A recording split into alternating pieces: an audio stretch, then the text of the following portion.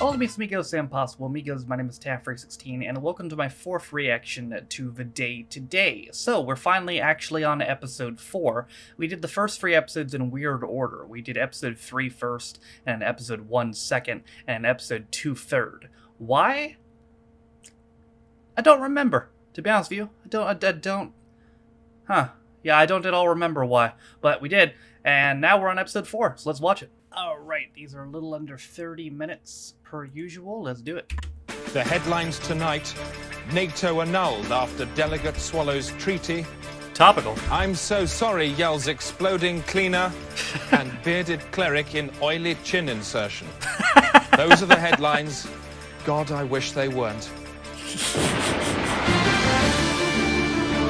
Me too, buddy.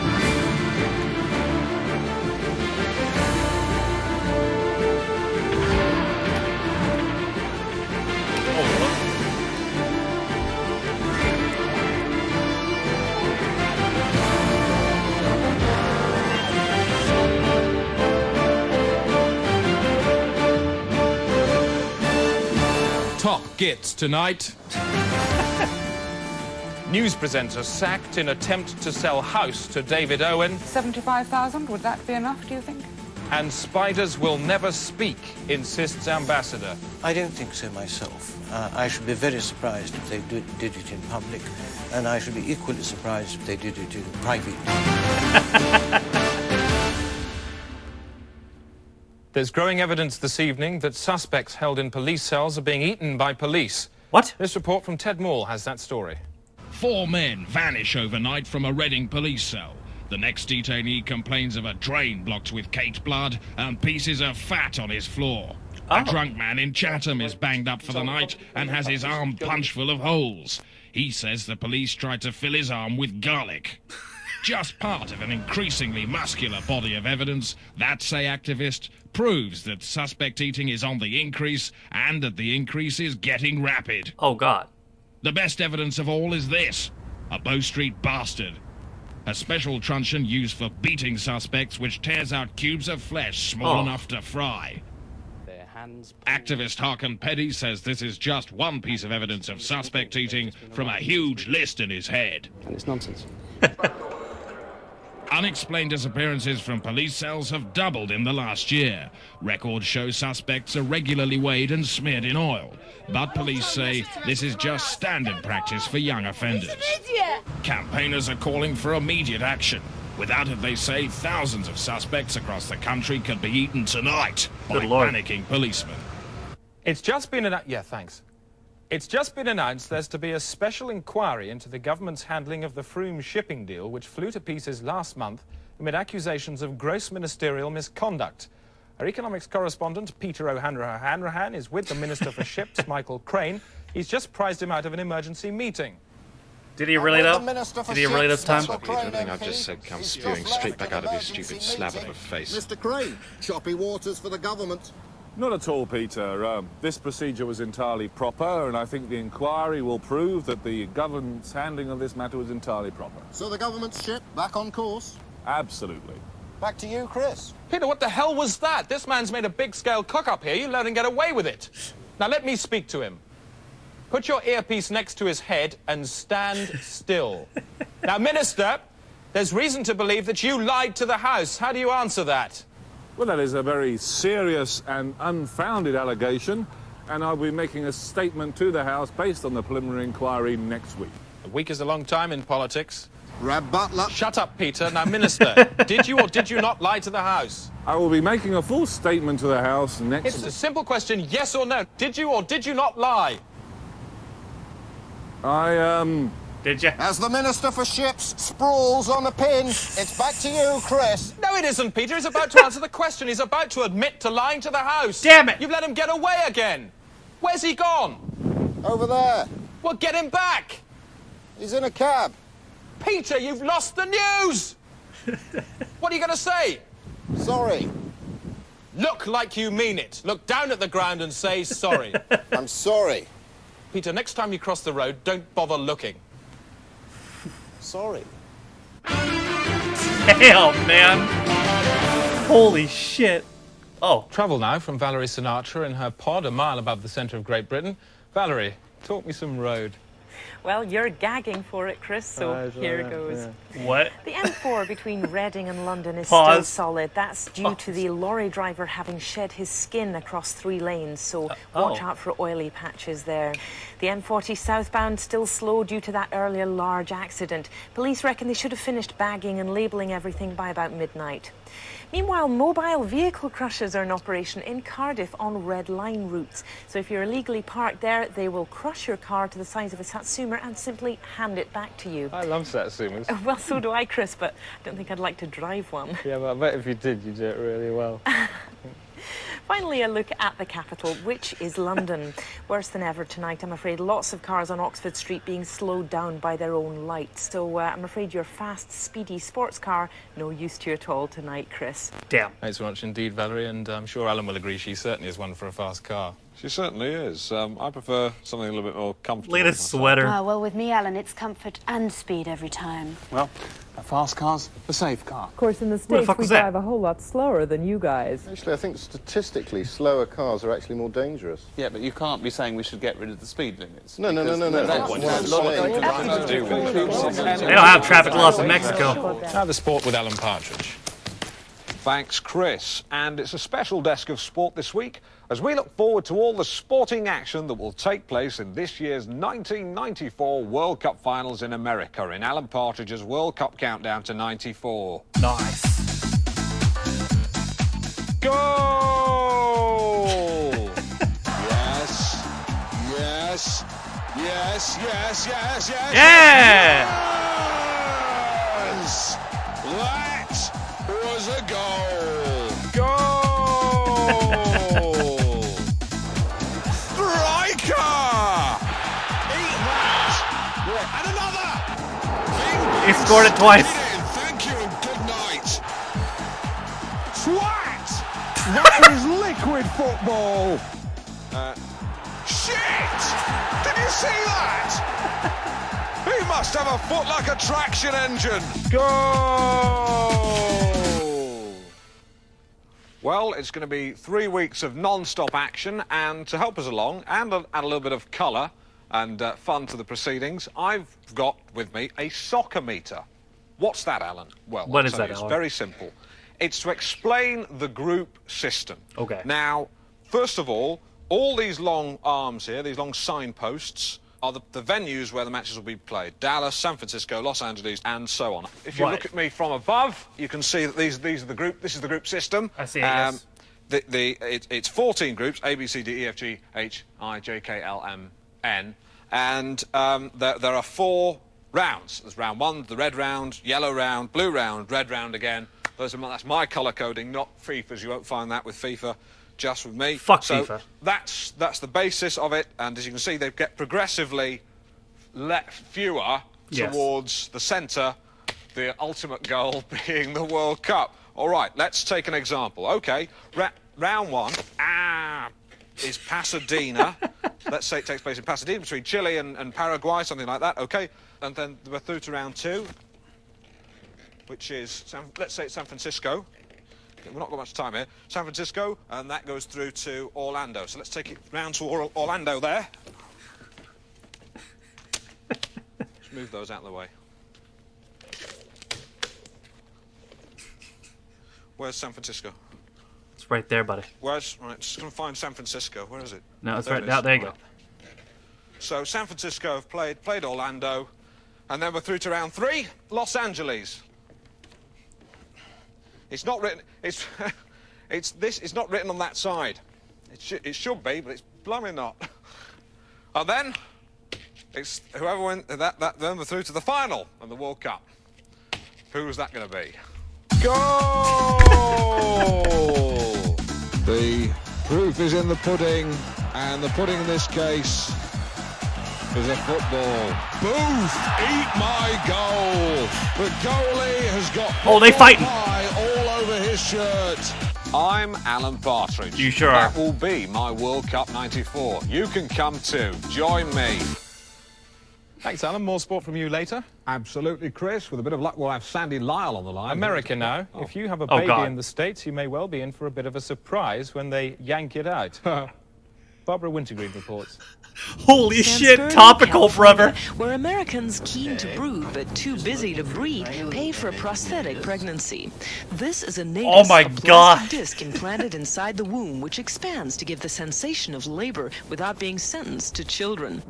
And there she is. Can you see her at the top there? There she is. Say hello. This would be illegal in Texas. The cervical substitute is the Formica brainchild of doctors Bill McVitie and Mortimer Marcus. Isn't that extraordinary? Starts out like that, it ends up like that. Isn't that nice? Within the woman's body. Absolutely. Comes out just like this. Woo! At this fallopian factory, people come for a credit card conception. The price includes labor and delivery, and there's a hefty surcharge on the discharge. Among the thousands of proxy parents forking out for this flexible fetus are Anton and Larry Sampson. We've really worked hard at, we've given him his own room. He's got his Bon Jovi posters, Sharon's the Red Sox. But divorcing Americans are causing courtroom chaos in custody battles for their beloved disc. And outside the Natus Institute, Women's League protester Taya Peachman leads a womb vigil against synthetic siring. I believe you've been smashing Nadi, is that true? Yeah, we have Nadi smashing by the side of the road to try and encourage the women who come in here thinking that they want that thing in their women. They do not. They can spend their money, but they should just remember that they're women and they have a right to live and to breathe. That's so unbelievably topical. Thing is that if a woman wants the pain, if she wants to scream, if she wants to bleed, she can. If, however, she just wants it to pop out like a bar of soap, then she can have that option too. So it looks like this is one reproduction line where a plastic and placenta go hand in hand. Barbara Wintergreen, CBN News at the Natus Institute, San Spirito, California. The day today, because fact into doubt won't go. Yeah. And we've just heard that areas in 3 of Britain's biggest cities are being evacuated due to suspect dogs. Police believe this could be the start of a mainland campaign of dog bombs threatened by the IRA last month. This report from Eugene Fraxby, who's got the story with him, reports.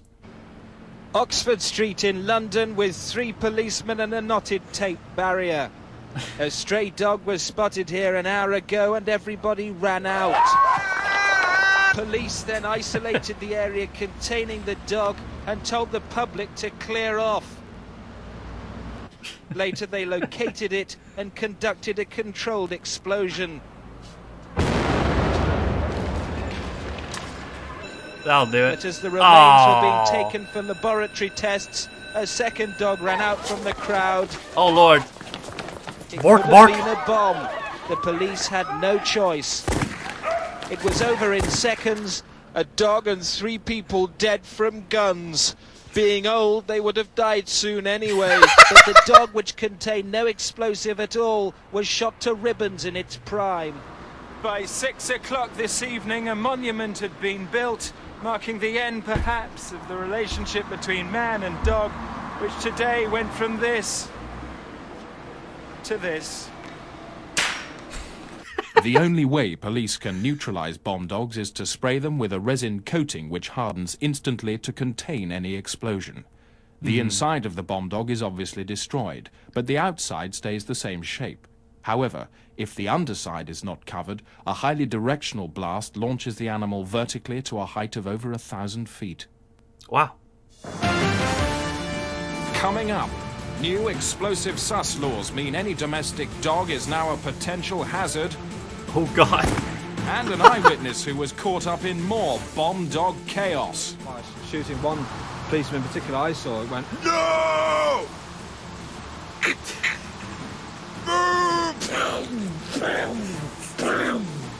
one guy, I don't know whether he was involved or not, was running away. It went, and then he put him one more time between the eyes. It was horrible. It went, that was as much as I saw. Really. Poor bomb dogs. 7 more dogs have gone off in the last 10 minutes. Jesus. Eugene Fraxby. The 4 hounds exploded in central London without warning. All within yards of government buildings. Not Jack Whitehall. The Prime Minister put on a brave face, but for many like Tory whip Peter Goodright, the time for calm words is over. An absolute fucking disgrace. These inhuman, sit-for-souls cocksuckers have no place here. In my considered opinion, they are Journalist David Mellor added little of interest. An insolent contempt for public opinion. And for Junior Health Secretary Paul Mann, words alone could not express his anger. Police are on the alert again this evening and have cordoned off a man in Piccadilly. It's believed he may have eaten a suspect dog last night and could now go off himself. Sinn Féin have so far denied they are backing the campaign. Earlier today I spoke to their deputy leader, Rory O'Connor, who under broadcasting restrictions must inhale helium to subtract credibility from his statements. So what's your initial statement? These incidents are inevitable given the position of the British government. You do support this campaign then? The IRA have been forced into this position. So you do support this campaign of violence? The IRA... Sinn Féin is a legitimate political party. Which supports terrorist action. Your tone is antagonistic and you're making me very angry. And since we conducted Terror, that interview, oh all my sides in the God. conflict have had a meeting and have sorted everything out. That's really good. The day-to-day is now available in these fine locations. The night sky over Paris. The International Hackenbecker Building in Chicago. Nice. The wall of Cheops Pyramid at Giza. What? And the handles of 400 million petrol pumps across the globe. Is that why gas The prices are huge so high? success of the BBC's new soap opera The Bureau has now spread to Italy. Voglio parlarne adesso, parleremo più tardi. Questo per me va They've got a daytime discussion show there devoted entirely to it. It's called Bello Buretti, and it stars the wagging tongues of hosts Carmena Zo and Pukazina McRae. Ma tu sei in crisi, eh? No. Oh shit! Oh, they do be fighting!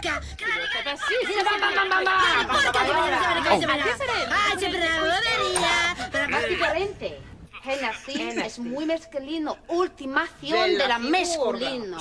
Non un spettacolo di burattini sul lungomare a Margate.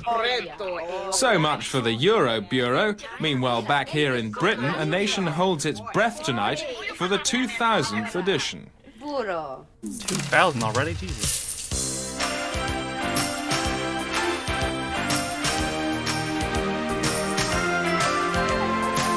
Mind a focus? A little bit.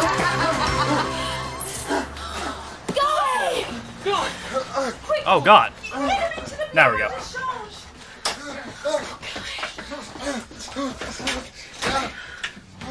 What happened? Who did this to you? I don't know, I didn't see. I'll get them. I'll get these evildoers. No, Alex. Violence solves nothing. Why did they do this to me? Just because I'm gay. I'm gay. I'm gay. What? It's Guy, Mr. Hennity. He's been attacked. Yeah, I know. What did you say? I said I'm gay. You're fired. I warn you, Jack Hennity. If Guy goes, we all go. Yeah? Yeah. Yeah. Go on then, walk. The lot of you, walk. I've got people queuing up to work inside this Bureau de Change. Right. Right. I'm going.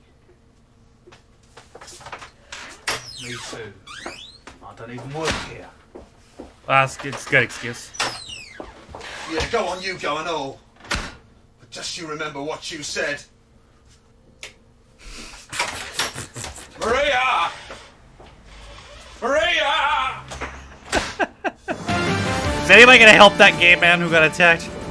I would see myself as an individual human being needing salvation, receiving it through the work of Jesus Christ. Of course. Do you find the day-to-day comes into this at all? Well, how can it not? It is day-to-day. Every day, the day-to-day? Every day, day-to-day. For you? Yes. And with a bit of luck for all these people? That's what one prays for, what one would like to see. You would like to see the day-to-day for all these people today? If your prayer was answered? That they should each enter into an experience of personal salvation. Which would include the day-to-day? Well, how could it not? I don't know what kind of salvation you could be talking about that wouldn't include the day-to-day. Yeah, you heard it here first. Environmation from me, Rosie May. Environmation? An international ban on the hunting of waves has finally been introduced. What? Waves have been used for centuries to pull cars in small countries, but are now facing extinction. Over 1 million specially farmed waves are to be released into the wild this winter. Nice. Man has finally harnessed the cooling power of worms to drive a fridge. The worms inhabit an internal piping system cooling everything as they go. Cramming in more worms lowers the temperature. Worms. I'm Rosie May. My milk is green. Come drink me. What? Tomorrow, the Home Office release a new series of videos designed to help young people with everyday problems. They're produced in association with the Day-to-Day, and this is the first. Oh, God. Salted! Salted! Salted! Yeah! Salted! Hello, I'm Graham. And I'm Crispin. And today we're going to show you how to deal with a relative who's just died in your house. Let's go. Okay. Oh, look. Dad's dead. Oh, bugger. Fuck! Hello, Dad. Are you dead? Right then, what you'll need is some vinegar, an oven glove, 2 ping pong balls, fresh, books, some butcher's grass, super glue, some bungee, a salad spinner, and a chisel. 1 chili chisel and a packet of fresh, please. First, embalming. A cup of vinegar, bit of shoe polish on the wrists, and inject the corpse thoroughly with fresh. Now he's ready for the coffin. But don't forget, wash your hands. It's the end of your days, you. Now he's unburied. Now he's not. Leave her up a nearby paving stone. Scratch on the name. It's the end of your death. So Pim can see what's in the ground. And make way for the priest. For your bouquet, stick your chisel into your salad spinner. Plunge it into the mound. Flowers! Sorted! Unless, of course, you're a Muslim. Bro. What the fuck? Now with the rest of today's news, Chris, thanks. It's 8 o'clock. This is the Day-to-Day. Whoa. The Holy main shit. stories so far. The Libyan leader Colonel Gaddafi has plunged southern Europe into crisis by kidnapping Crete and towing it to a secret location off the Libyan coast. Not again. Crowds in Tripoli welcomed the news, a delighted Gaddafi waving like a girl. Libyan tugs stole Crete at 2 o'clock this morning. At first, the natives, aided by strong winds, were able to haul it halfway back. But then they lost grip, the island was towed to the North African coast and hidden underwater. Shit. The Lincolnshire village of Fladney is tonight recovering He from do be a dancing. gravity quake, during which the Earth's pull was reversed for 7 minutes, sending everything not secured onto the ground over a mile into the air. The quake struck at 4:30 this afternoon. These pictures were taken by Paul Cork, who had his Polaroid with him when he fell up into the roof of a shed. Shit. This man survived by clinging onto a boot scraper. Others were not so lucky.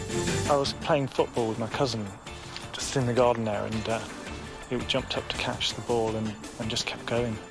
His cousin later rained back onto the ground along with 4,000 other villagers. Jesus. The American space shuttle Endeavour 4 sets off tonight on its special stunt mission. Once in orbit, it will hurtle towards a NASA space ramp, fly off the end and leap over a line of 12 other shuttles. It will then return to Earth tomorrow afternoon at 3:30. Fuck yeah. It's time now for our resident humorist, Brant, the physical cartoonist from the Daily Telegraph, to Oh, bloody boy. the noses of the great and good. Mr. B, make us smile about the bad things in the world. This week, I've been looking east, where Chris Patton, King like Hong King Kong. Kong, has made a monkey of himself over Hong Kong.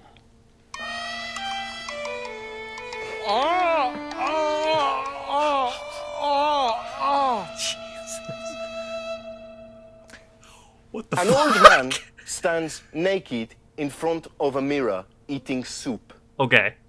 He is a fool. Yeah. Jacques Livereau, a brilliant man and a surprisingly nice one, too. Now, it's easy to tell if somebody's Oh, dead, no. but how can you tell if you're dead? Some people have lived to tell the tale. In a short film we've made. Great. Some people have described having out-of-body experiences when near to death. Lucy Turner Warwick is a boxing trainer in High Wycombe. She had a near-death experience when in a coma induced by a pupil. I learnt later that I had actually died. My heart stopped for, I don't know, a few seconds. I could see a tunnel, and at the end of that tunnel, a very, very bright light.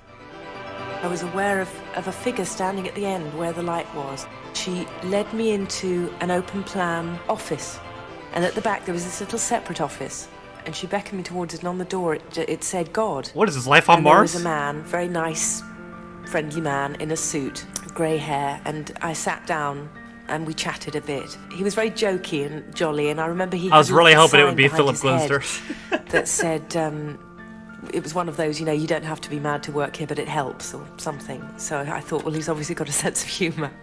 Anyway, we talked, and then he pointed to another man in a suit with a beard and said, "That's my son." And I looked back at God, and he laughed and said, "It's a family firm," you know. And it was very, very friendly, but very boring. I'm afraid all of these people that talk of these out-of-body experiences are basically congenital liars. Yeah. Chanticleer Gardsley is Professor of Psychosociology at University College London. He is a skeptic.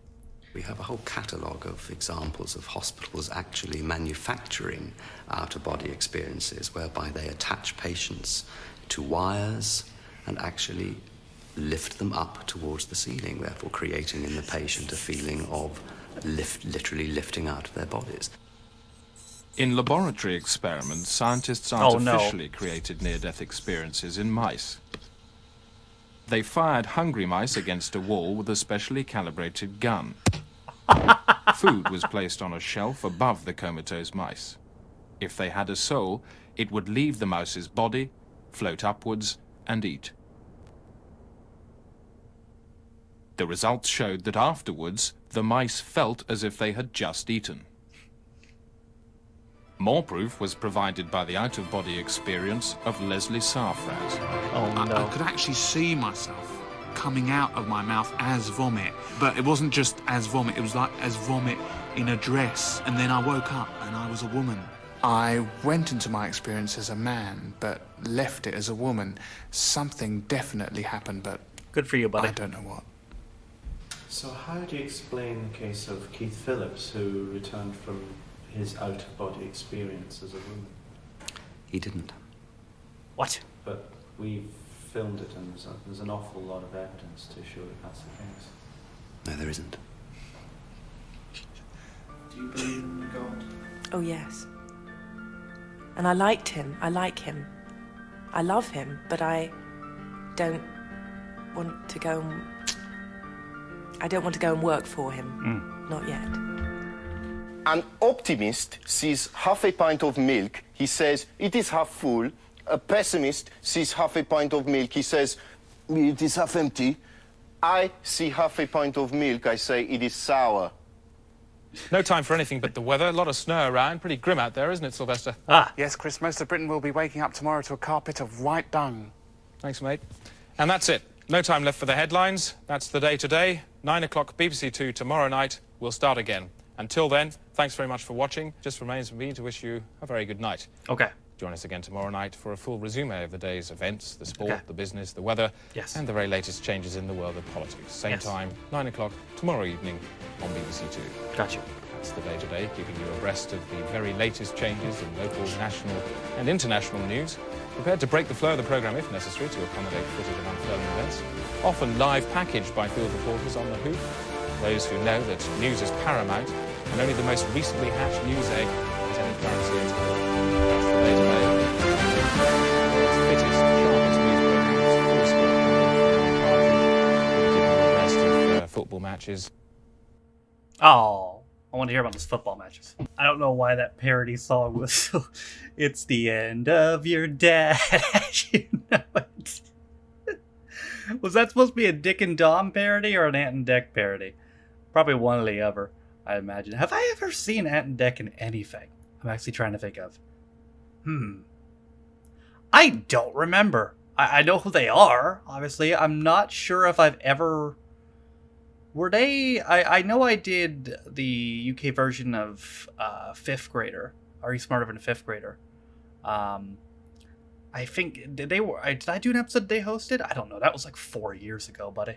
I don't remember. But that was never a really good episode of the day-to-day. The, we'll call it Dick and Dom parody skit was probably my favorite part.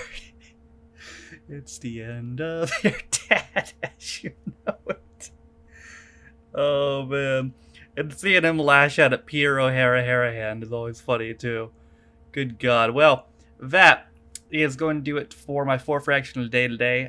We only got 2 more of these left, so we'll get them done sometime soon here. But that's going to do it for me today. Thank you guys for watching. If you liked the video, be sure to leave it a like. If you didn't like it, don't. If you want to follow any of my social media links, my Twitch, where I stream every single day, my second channel for new views, my Twitter, if you want to follow me on my Patreon. If you want to support me on my daily motion, all those things are in the description down below. Thank you to all those I'm currently recording 117 of my Patrons for your constant support me on my channel. For that, you can be a Patreon on me for as low as $1 or £1. You get access to direction videos as well as read your comments up to a day early and get your name in a video description as well. Also in the video description is linked to the Twitch VODs channel as well as the daily schedule, as well as the... What was the other thing? There's Twitch VODs channel. There's daily schedule. And there's a third thing in there too. I don't remember what it is. But what I do remember is that my name is Taffrey16. This has been my 4th reaction of the day today, and I'll see you guys next time. Bye. The Reddit, the community Reddit, our community Reddit. That was the third thing that I forgot. That's also in the description. Okay, bye.